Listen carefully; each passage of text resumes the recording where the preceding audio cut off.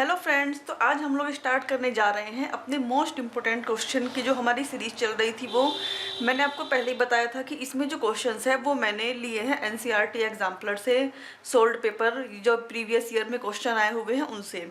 तो इस सीरीज़ में जितने भी क्वेश्चंस हैं अगर आप उनको लगा लेते हैं तो आपके मोस्ट इम्पोर्टेंट जो सारे क्वेश्चन हैं वो हो जाएंगे, और दूसरा आपका रिवीजन भी बहुत अच्छे से हो जाएगा। अगर आप केवल यही क्वेश्चन लगाते हैं रिवीजन में तो भी आपके मैथ के एग्ज़ाम में बहुत अच्छे मार्क्स आएंगे। इसीलिए अगर रिवीजन आप कर रहे हैं तो आप इस सीरीज से रिवीजन कीजिए, जिससे आपके सारे क्वेश्चन भी कंप्लीट हो जाएंगे और वो भी मोस्ट इंपॉर्टेंट क्वेश्चन जो होंगे वो सारे कंप्लीट हो जाएंगे। तो चलिए लगाते हैं। इससे पहले वाली जो मेरी वीडियो थी मैंने उसमें लगवा दिए थे करीब 11 सवाल। एक सवाल बचा था 12 नंबर, इसको आज हम पूरा करने जा रहे हैं। तो चलिए पढ़ते हैं। देखिए क्या लिखा है इस क्वेश्चन में। लिखा है कि निम्नलिखित समीकरण युग्म को रैखिक समीकरण युग्म में बदलकर हल कीजिए। ठीक है, जो ये समीकरण दिए गए हैं दोनों, इन्हें हमें रैखिक समीकरण में हल करना है, वो बदलना है, उसके बाद हल करना है। तो रैखिक समीकरण क्या होते हैं ये मैं आपको अपनी पुरानी वीडियोस में बता चुकी हूँ। आप लोग उनको देख लेंगे तो ये जो चीज़ें हैं आपको अच्छे समझ में आ जाएंगी। और फ्रेंड्स, मैं ये रिवीजन सीरीज़ लगवा रही हूँ तो मैं ये उम्मीद करती हूँ कि आप लोगों ने इसके जो बेसिक कंसेप्ट हैं वो अच्छे से तैयार कर लिए होंगे, अपनी जो बुक्स हैं उनको अच्छे से तैयार कर लिया होगा। क्योंकि अगर आपको बेसिक कंसेप्ट ही नहीं आते हैं तो इसको थोड़ा समझने में आप लोगों को प्रॉब्लम होगी। पर फिर भी मैं कोशिश करूँगी कि इसे और अच्छे से समझा पाऊँ ताकि आप लोगों को कोई प्रॉब्लम ना हो। तो हमारी इक्वेशन जो दी है, पहले हम अपनी इक्वेशन लिख लेते हैं। क्या दिया है हमें दिया हुआ है, सबसे पहली हमारी इक्वेशन है 5/x माइनस के 1। उसके बाद दिया है प्लस के 1/y माइनस के 2 इजिकल टू 2। एक इक्वेशन हमें ये दी है। फिर दूसरी इक्वेशन हमारी है 6/x माइनस के 1 माइनस के 3/y माइनस के 2 और इजिक्वल टू 1। ये हमें दो इक्वेशंस दी हैं।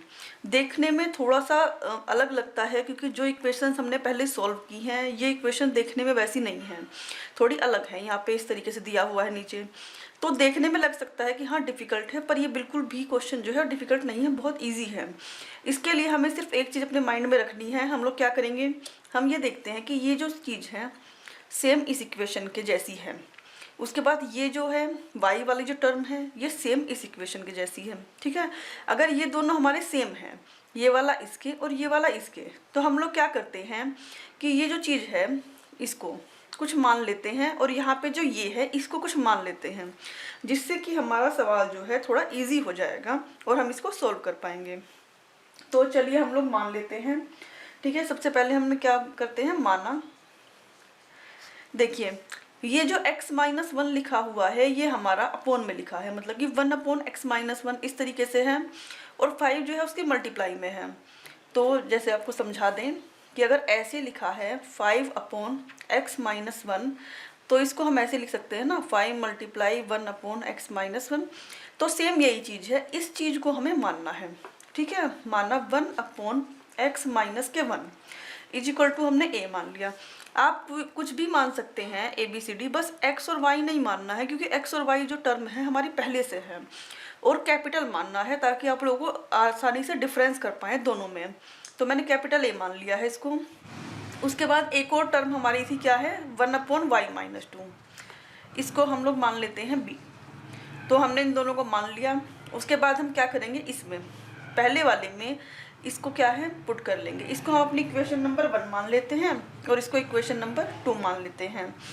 तो लिख देंगे कि समीकरण 1 से, या आप लोग ये भी लिख सकते हैं कि 1/x minus 1 is equal to a समीकरण 1 में रखने पर। ठीक है, ये भी लिख सकते हैं। पर शॉर्ट में अगर आपके पास एग्जाम में टाइम कम है, मैथ के एग्जाम में वैसे भी टाइम कम हो जाता, तो आप इस तरीके से भी लिख सकते हैं। तो चलिए यहाँ पे 5 तो था ही, क्योंकि देखिए 5 था, और इसके बदले हम क्या लिख लेंगे, a। फिर प्लस के इस पूरे के बदले हम क्या लिखेंगे, b, और इक्वल टू हमारा 2 हो गया। तो ये एक इक्वेशन हमारी बन गई। अब चलिए इसमें रखते हैं 6a माइनस के 3b इज इक्वल टू 1। इस इक्वेशन को दोनों को हमें नाम देना जरूरी है क्योंकि बाद में हमें इनका यूज़ करना है। तो हम लोग क्या करते हैं, इसे इक्वेशन नंबर 3 मान लेते हैं और इक्वेशन नंबर 4 मान लेते हैं। तो इक्वेशन 3 और 4 हमारे पास एकदम रेडी हो गई। उसके बाद हमें क्या करना है, किसी भी एक नंबर को या तो इसमें बी या ए किसी एक को ख़त्म करना है और वैल्यू जैसे हम एक्स वाई में निकालते थे सेम वैसे ही करना है। तो क्या करते हैं, अगर बी बराबर कर लें तो ज़्यादा हमारे लिए इजी रहेगा। तो एग्ज़ाम में आपको ऐसे लिखना है, समीकरण ये कौन सी है 3, समीकरण जो 3 है उसमें मल्टीप्लाई करते हैं हम 3 की और उसे प्लस करते हैं समीकरण 2 के साथ। ठीक है, या आप लोग ऐसे लिख सकते हैं कि समीकरण 3 में संख्या 3 से गुणा करने पर तथा उसे समीकरण 2 में जोड़ने पर जैसा कि मैंने बताया कि मैथ के एग्जाम में कम टाइम रहता है तो आप लोग इस तरीके से लिख सकते हैं, एकदम वेल डिफाइंड लिखा है ये। तो हम लोग क्या करते हैं, चलिए समीकरण 3 में 3 से गुणा कर लेते हैं। तो 5 में 3 से गुणा करेंगे, 5 3 15a प्लस के 3b और 3 दूनी 6। लेफ्ट हैंड साइड और राइट हैंड साइड हमें दोनों साइड में ही गुणा करनी है, क्योंकि जब हम गुणा करते हैं किसी भी अंक की तो हमें पूरी इक्वेशन में गुणा करनी है।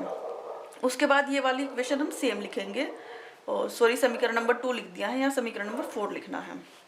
6a माइनस के 3b, वो पहले वाले क्वेश्चन की आदत पड़ी है ना समीकरण 1 और 2 मानने की, तो हमें क्या करना है, जोड़ना है। प्लस लगा है, ये रहा, तो प्लस करने पे ये दोनों कैंसिल हो गए। 15 और 6 कितने हो गए हमारे 21, तो ये हमारा हो गया 21 है और 6 और 1 हमारा कितना हो गया 7। 21 ए बराबर 7 है हमारा, तो ए बराबर क्या हो जाएगा 7/21 और 7 कम 7 7 21, ए बराबर हो गया 1/3।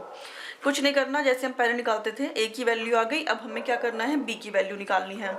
तो हम क्या करेंगे, किसी भी समीकरण में आप इसकी वैल्यू रख सकते हैं, ए की वैल्यू हम ए का मान किस में रखेंगे, ए का मान समीकरण 4 में रखने पर।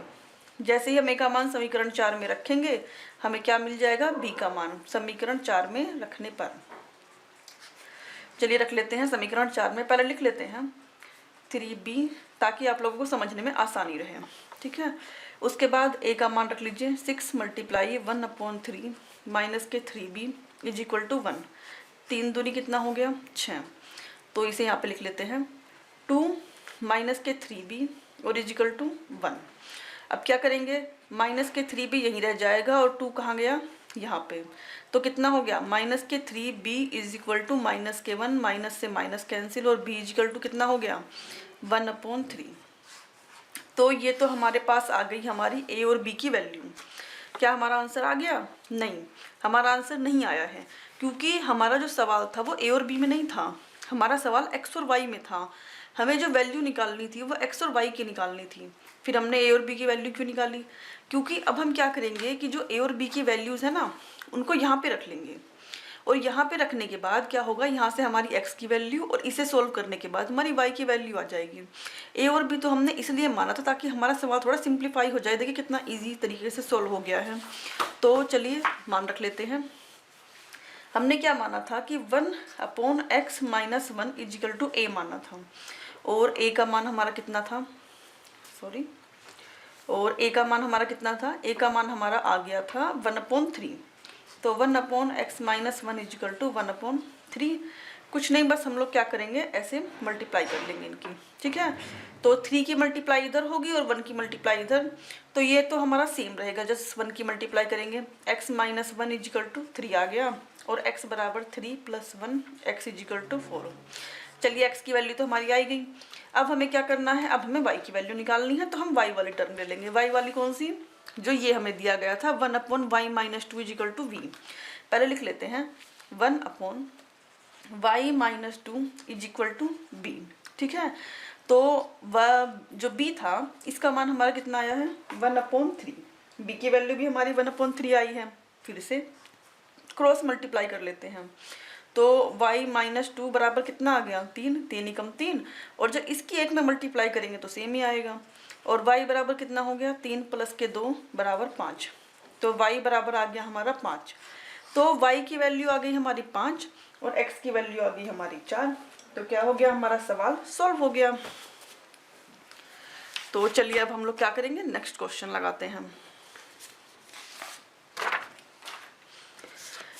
नेक्स्ट क्वेश्चन हमारा क्या है, अब मैंने क्वेश्चन नंबर्स नहीं लिखे हैं, आप लोग इन क्वेश्चंस को या तो जब रफली लगाते हैं तो किसी कॉपी में सीधे लगा लीजिए, या फिर आप मेरी वीडियोस देख के ही एक बार या 2 बार से आप रिवाइज करेंगे, आपको तीसरी बार रिवीजन करने की जरूरत नहीं पड़ेगी।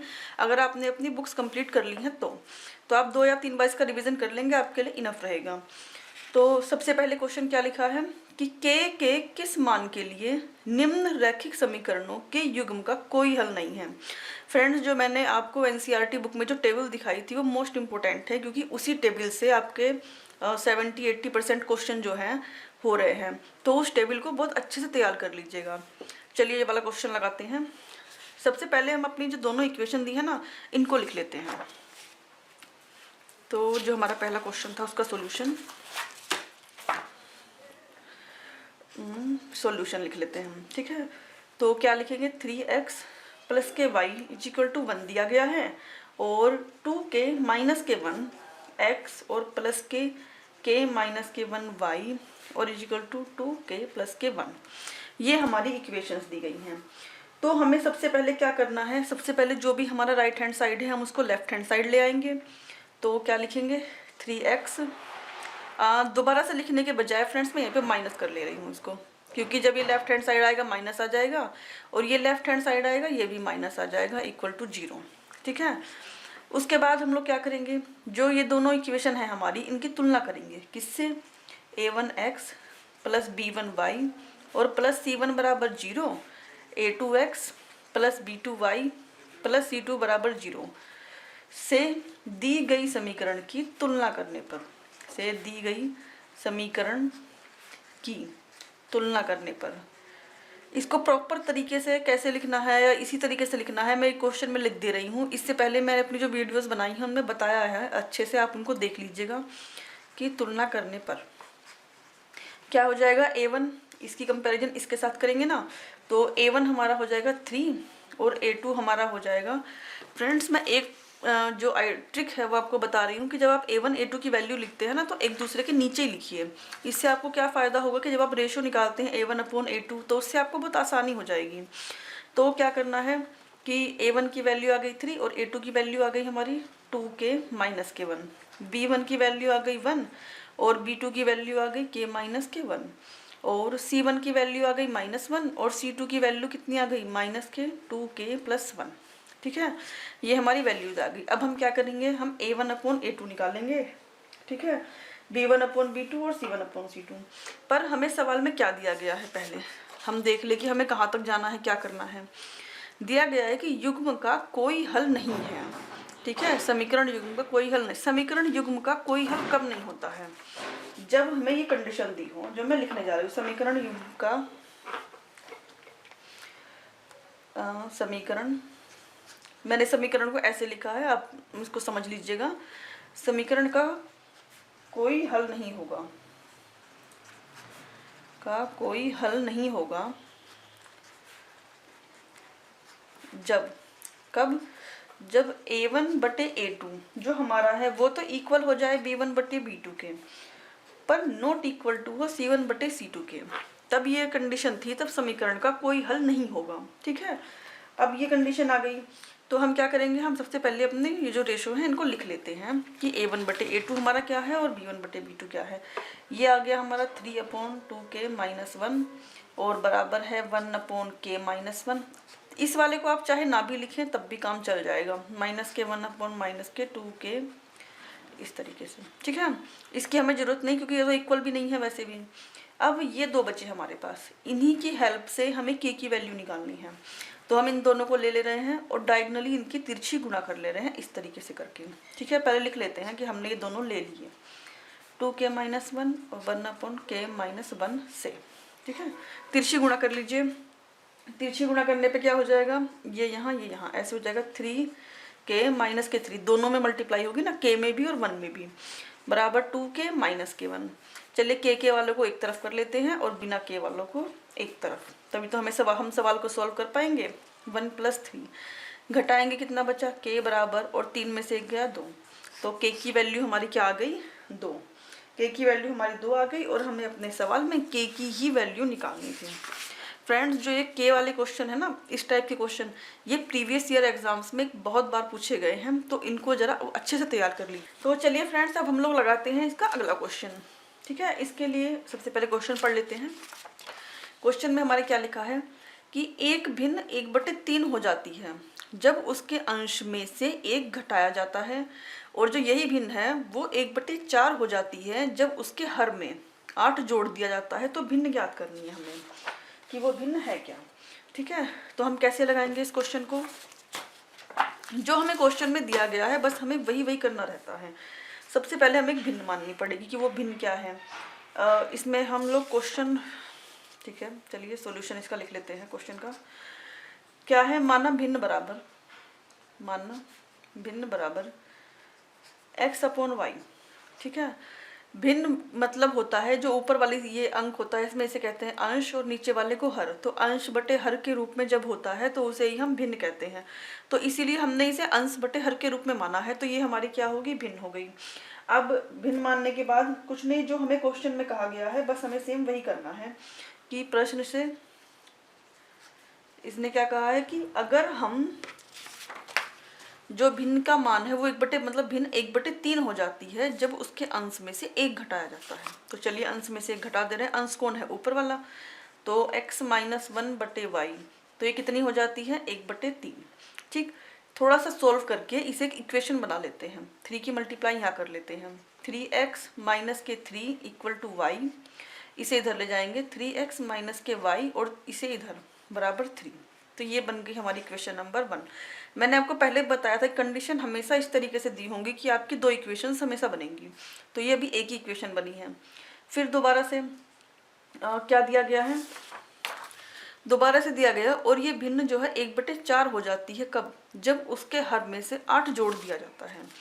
तो भिन्न के हर में, ये तो अंश था और ये हर था, अगर हम इसमें 8 जोड़ दें तो ये भिन्न हो जाती है 1/4। ये क्वेश्चन में दिया गया है ऐसे। तो चलिए फिर से इसके डायगोनली से मल्टीप्लाई कर लेते हैं। तो 4x = कितना हो गया, y + के 8। तो 4x - के y = 8। ये हो गई हमारी समीकरण नंबर 2। तो देखिए मैंने आपको बताया था हमारी 2 समीकरण बन गई हैं। अब हमें इन्हें दोनों को, जो इक्वेशन है, इन्हें सॉल्व करना है। ठीक है, तो हम क्या करेंगे, हम देख रहे हैं यहाँ पे y, यहाँ भी y, बस ये अंतर है कि दोनों माइनस माइनस हैं। तो हम लोग क्या करेंगे, समीकरण 1 में से समीकरण 1 माइनस समीकरण 2। ठीक है, समीकरण 1 में से समीकरण 2 घटा लेते हैं। समीकरण 1 लिख लेते हैं 3x - के y = 3, और समीकरण 2 कितनी है, कौन सी हमारी, 4x - के y = 8। तो घटाने के लिए क्या करेंगे, इसके निशान चेंज हो जाते हैं घटाने पर, जो भी साइन है प्लस को माइनस कर देते हैं और माइनस को प्लस कर देते हैं। तो घटाइए, 4 में से 3 गया, बचा माइनस के x, ये दोनों हो गए कैंसिल, और 8 में से 3 गया माइनस के 5, माइनस से माइनस कैंसिल, और x बराबर हमारा कितना आ गया, 5। तो ये तो हमारा अभी अंश आया है, अंश ही तो हमारा x था। और अब हमें क्या निकालना है, अभी हमें हर निकालना है। तो हम क्या करते हैं कि x का मान किसी भी समीकरण में रख लेते हैं एक में, तो हमारा हर का मान आ जाएगा। तो चलिए हम x का मान रख लेते हैं समीकरण 1 में। तो x का मान समीकरण 1 में रखने पर, ठीक है, x का मान समीकरण 1 में रखने पर, समीकरण 1 हमारी क्या थी, पहले उसको लिख लेते हैं। समीकरण 1 थी हमारी 3x - के y = 3। तो x की वैल्यू क्या रख लेंगे, 3 गुणे x का मान हमारा कितना आया था, 5, माइनस के y बराबर 3, और 3 × 5 = 15 माइनस के y बराबर 3। उसके बाद हम लोग क्या करेंगे, माइनस के y बराबर 3 माइनस के 15। तो क्या हो गया, माइनस के y बराबर कितना हो गया, माइनस के 12। तो ये हमारा क्या हो गया सवाल, y की वैल्यू हमारी आ गई 12, माइनस से माइनस हम कैंसिल कर लेंगे, तो y बराबर 12। ठीक है, यहाँ लिख लिया। तो x बराबर हमारा 3 आ गया और y बराबर 12। तो भिन्न हमारी क्या थी, सॉरी x बराबर 5 है, भिन्न हमारी थी x/y, मतलब कि 5/12। ठीक है, तो ये हमारा क्या हो गया, आंसर।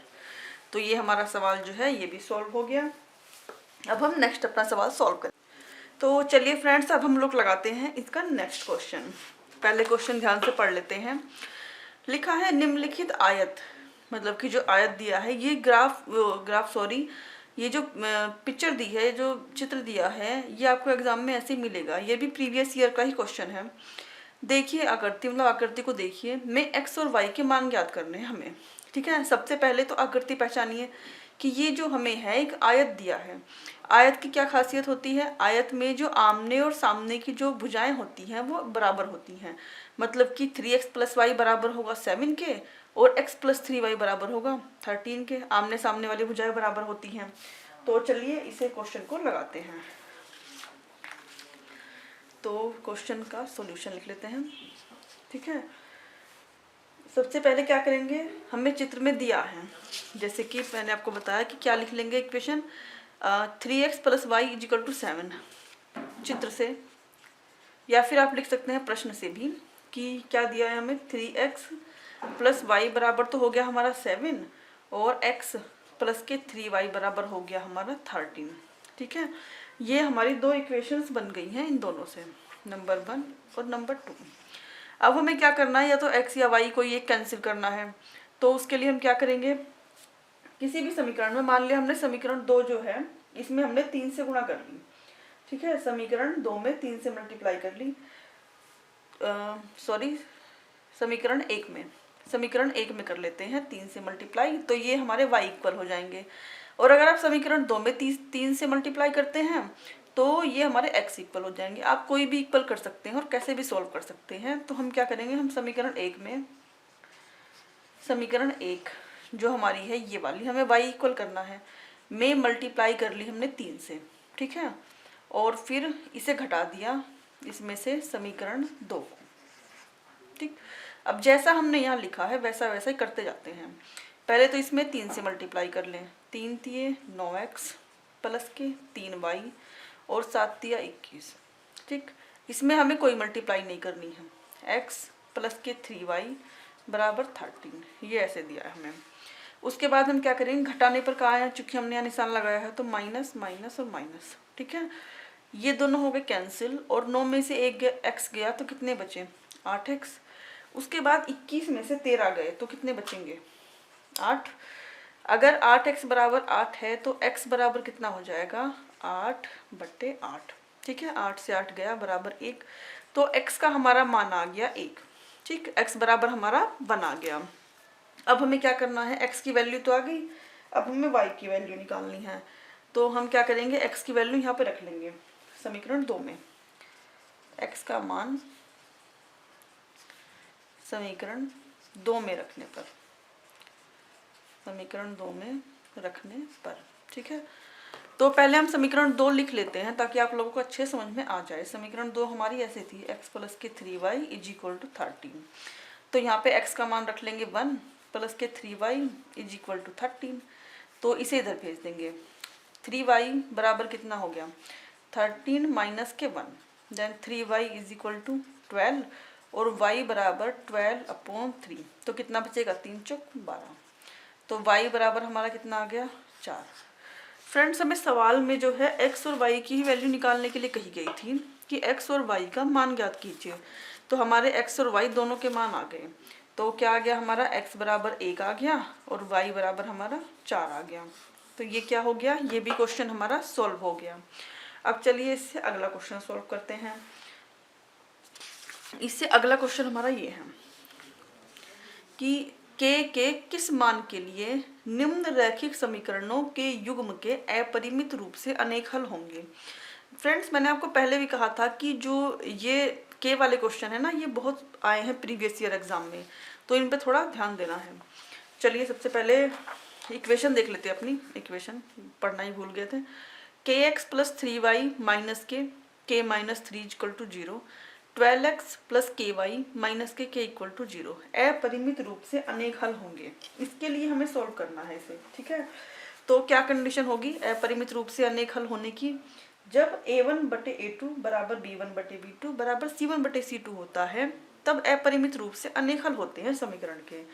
तो इसका मतलब हमें ये वाली कंडीशन लेके चलनी है। तो चलिए पहले हम अपनी इक्वेशन लिख लेते हैं। ठीक है,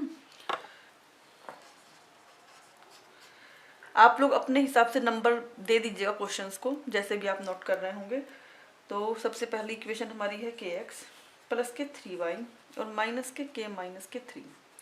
ठीक है, उसके बाद है 12x and plus ky minus के k = 0। ठीक है ना, तो हम क्या करेंगे, फिर से तुलना करने पर तो आप लोग उसको लिख लीजिएगा। a1x चलिए लिख ही दे रहे हैं, a1x plus b1y plus c1 बराबर 0, a2x plus b2y plus c2 बराबर 0 से तुलना करने पर, ठीक है, से तुलना करने पर। जब हम तुलना करेंगे तो क्या होगा, तुलना करने पर ये क्या हो जाएगा a1 बराबर k और a2 बराबर कितना हो जाएगा हमारा 12। फिर चलिए b1 बराबर 3 और b2 बराबर कितना हो गया k b2। उसके बाद c1 बराबर माइनस के k माइनस 3 और c2 बराबर माइनस के k। ये हमारी सारी वैल्यूज हो गई, लिख लिया हमने इनको ऐसे।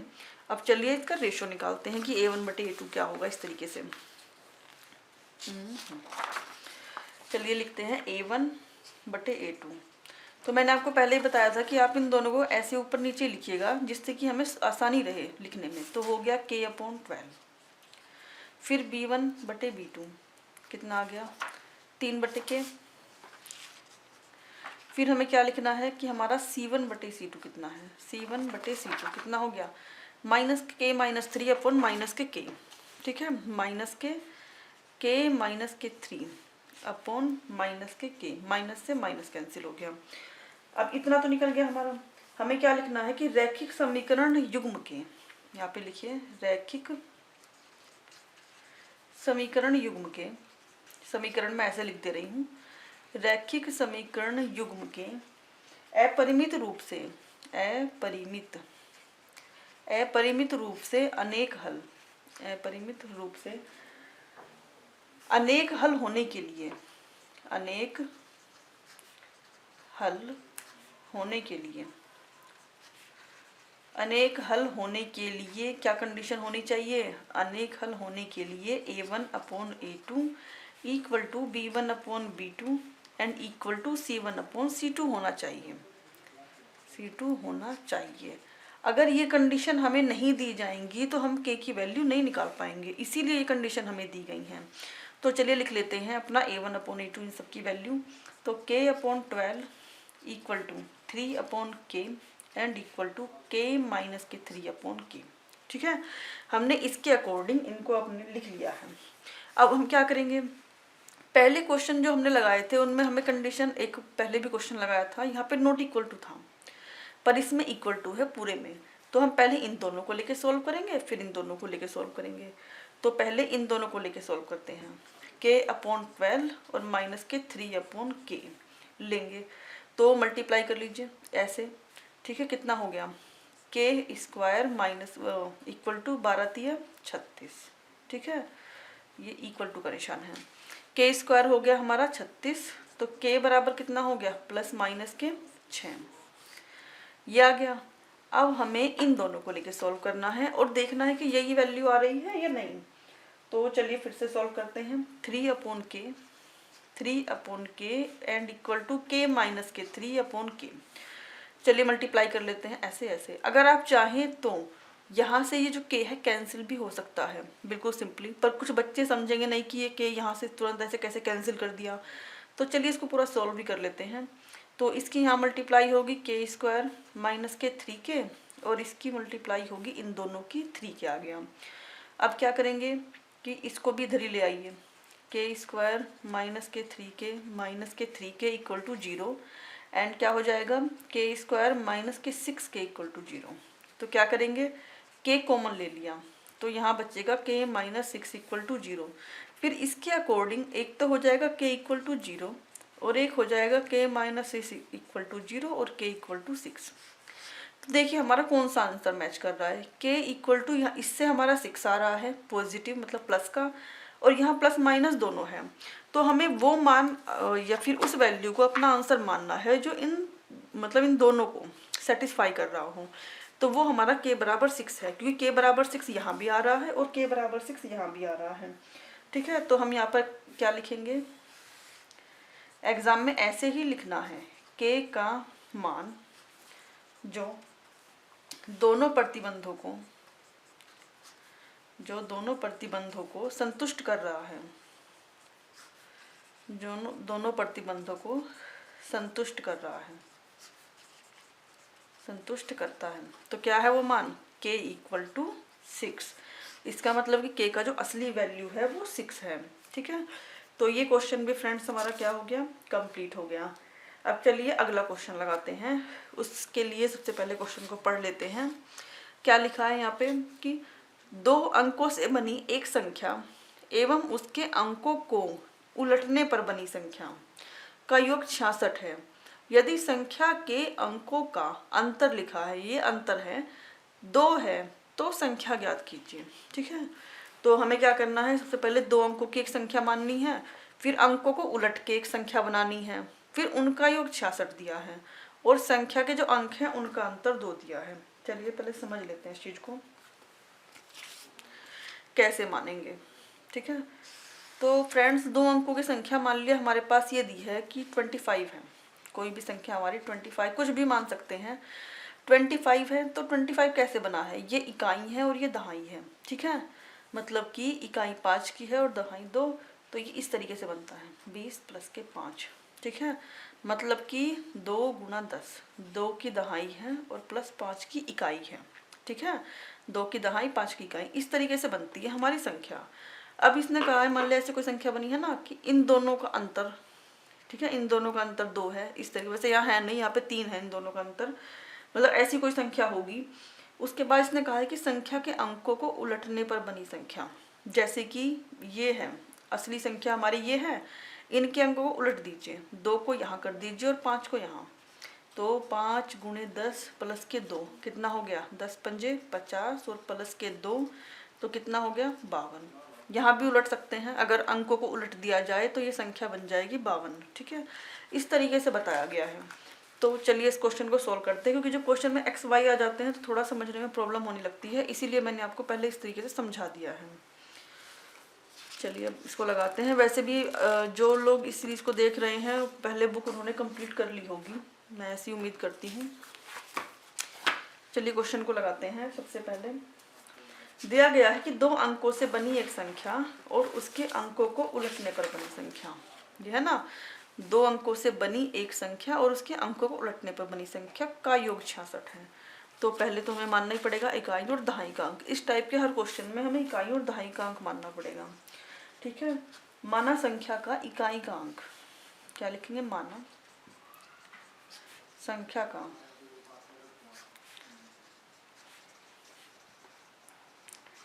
इकाई का अंक, तो इकाई का अंक कितना मान लेंगे हम, x है, और दहाई जो हमारी कितनी है, दहाई का अंक हमारा y है।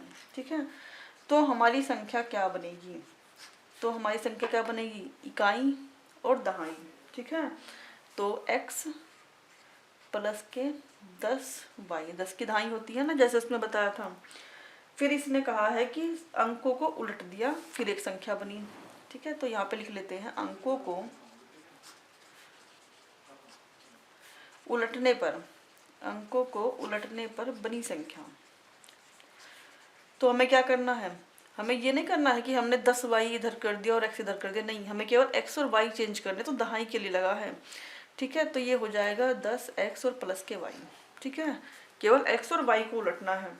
अब प्रश्न से क्या कहा गया है, प्रश्न में कि अंकों को उलटने पर बनी संख्या और पहले वाली संख्या दोनों का योग कितना है, 66 दिया गया है। तो चलिए जोड़ लेते हैं, 10y प्लस x ये हमारी पहली वाली संख्या थी और 10x प्लस y ये हमारी अंकों को उलटने पर बनी संख्या थी और दोनों का योग 66 है। जोड़ लेते हैं, कितना हो गया, 10x और 1x कितने हो गए, 11x, 10y और 1y 11y और बराबर के 66। 11 से पूरी समीकरण को भाग करने पर, तो x प्लस y और 11 6 66, ये हमारी समीकरण नंबर 1 बन गई। उसके बाद एक कंडीशन और दी है कि जो संख्या है उनके जो अंक है उनका अंतर, मतलब कि संख्या जो है उसके अंकों का अंतर 2 है, सॉरी माइनस y बराबर 2। ठीक है, पर हमें ये नहीं बताया गया है कि जो संख्या के अंकों का अंतर है, मतलब का बड़ा अंक कौन सा है और छोटा अंक कौन सा है। इसका मतलब क्या है कि बड़ा अंक छोटा अंक, मान लिया संख्या ऐसे लिखी है।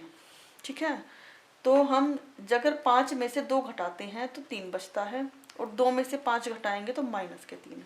तो हमें यही नहीं बताया गया है कि हमें इकाई के अंक में से दहाई घटाना है, दहाई में से इकाई किस तरीके से घटाना है और कौन सा बड़ा अंक है, इकाई का अंक बड़ा है या दहाई का अंक बड़ा है। तो इस चीज़ के लिए हम क्या करेंगे, हम दो इक्वेशंस मानेंगे, एक में ये और एक में ये, या कोई और भी अंक ले सकते हैं आप। इसको उलट दीजिए 52, ठीक है। अगर आप 5 में से 2 घटाते हैं तो 3, और 2 में से 5 घटाते हैं -3, यहाँ भी एक कंडीशन बन रही है। तो इसके लिए हम क्या करेंगे, दो इक्वेशंस मानेंगे, ठीक है। तो एक इक्वेशन तो ये हो गई हमारी x माइनस वाई बराबर 2, ठीक है, जिसमें हमने x में से y घटाया, इकाई अंक में से दहाई अंक घटाया। अब एक जोड़ा तो हमारे पास ये बन गया पेयर। उसके बाद एक पेयर हम मानेंगे, ये तो इक्वेशन हमारी सेम रहेगी, इसको यहाँ पे लिख लेते हैं, x प्लस वाई बराबर 6 और x माइनस वाई बराबर 2। एक पेयर तो हमारा ये बन गया है इक्वेशंस का। दूसरा हमने क्या माना है कि जो इक्वेशन है वो कैसे है, y माइनस एक्स बराबर 2, ठीक है। ऐसे भी तो हो सकता है कि y में से x घटाया गया हो, जैसे यहाँ पे उलट के बताया था। तो क्या करेंगे, माइनस से भाग कर देंगे, मल्टीप्लाई कर देंगे पूरे सवाल में, तो कितना हो जाएगा, ये प्लस हो जाएगा माइनस के y और इज इक्वल टू माइनस के 2, ठीक है। तो ये दो टाइप की इक्वेशंस बनेंगी और दोनों से हमें सवाल को सॉल्व करना है। तो इसके साथ एक इक्वेशन तो हमारी ये है, एक इक्वेशन हमारी ये है 2, इसे हम इक्वेशन नंबर 3 मान ले रहे हैं, और ये सेम इक्वेशन इसके साथ भी रहेगी, x plus Y equal to 6। चलिए सॉल्व करते हैं इन्हें दोनों को अलग अलग। अगर हम यहाँ पे जोड़ते हैं, जोड़ने पर तो ये दोनों क्या हो गए, कैंसिल। 2x बराबर 6 और 2 8 और x बराबर 4। x बराबर हमारा क्या आ गया 4, और x का मान समीकरण 1 में रख ले चाहे 2 में, ठीक है, जिसमें भी आपका मन करे उसमें रख सकते हैं। समीकरण 1 में रख लेते हैं। समीकरण 1 में रखने पर तो जब हम समीकरण 1 में x का मान कितना रखेंगे 4, तो क्या हो जाएगा 4 प्लस के y बराबर 6 और y बराबर 6 माइनस के 4, y बराबर हो जाएगा हमारा 2। तो y बराबर हमारा क्या आ गया 2। तो यहाँ पे तो x बराबर 4 आया है और y बराबर 2 आया है। अब इसके लिए सॉल्व करते हैं, इसे भी जोड़ने पर, ठीक है, ये दोनों कैंसिल हो गए। 2x बराबर 6 में से 2 घटाएंगे क्योंकि ये माइनस का 2 था, तो 6 में से 2 गया, कितना बचा 4, x बराबर 2 दूनी 4, ठीक है ना। या ऐसे लिख सकते हैं कि x बराबर 4/2 और 2 दूनी 4, तब x बराबर 2 आया है हमारा। अब हमें क्या करना है, x का मान किसी भी समीकरण में रख लीजिए, समीकरण 1 में रखने पर, ठीक है, 1 में रखने पर क्या हो जाएगा, x बराबर हमने क्या रख लिया 2, एक समीकरण हमारी ये थी, ठीक है ना। x का मान हमने क्या रख लिया 2 प्लस के y बराबर 6, तो y बराबर 6 माइनस के 2 और y बराबर कितना आ गया 4, ठीक है, ये आ गया। तो अब हम संख्या कैसे बनाएंगे अपनी संख्या हमारी बन जाएगी, संख्या हमारी क्या थी 10y प्लस x थी, ठीक है। पहले इसके लिए बनाएंगे 10y प्लस x, तो 10 गुणा 2 और प्लस x का मान 4, 10 दूनी 20 और 4 कितना हो गया 24, ठीक है। अब हम संख्या इसके लिए बनाएंगे, इसके लिए भी क्या होगा 10y और प्लस x, 10 गुणे y का मान 4 और x का मान 2, 10 चौके 40 और 2 कितना हो गया 42। तो ये जो है दो संख्याएं हैं हमारी, एक 42 भी हो सकती है वो संख्या और 24 भी हो सकती है। तो अभी क्या हुआ, ये भी हमारा क्वेश्चन जो है वो कंप्लीट हो गया।